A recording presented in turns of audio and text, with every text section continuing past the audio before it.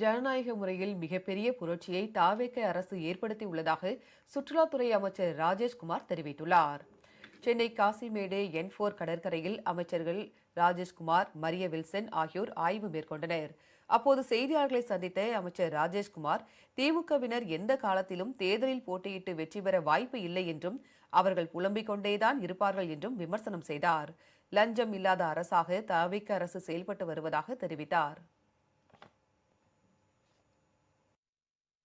இப்போ இருக்கக்கூடிய ஒரு அரசு மக்கள் ஜனநாயகத்தோடு ஒரு மிகப்பெரிய அளவில் ஒரு புரட்சி ஏற்படுத்தி ஒரு கவர்மெண்ட் வந்திருக்கு.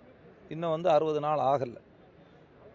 இந்த அரசாங்கத்தை பொறுத்தவரையில் ஒரு லஞ்ச லாவண்யமற்ற அரசு. இன்னும் நீங்கள் பார்த்தீங்கன்னா வெளிப்படையாகவே சொல்கிறாங்க, டிடிசிபி அப்ரூவல் எங்களுக்கு எந்த பணமும் கொடுக்காம நேரடியாக அவங்க வெப்சைட்டில் போட்டுறாங்க.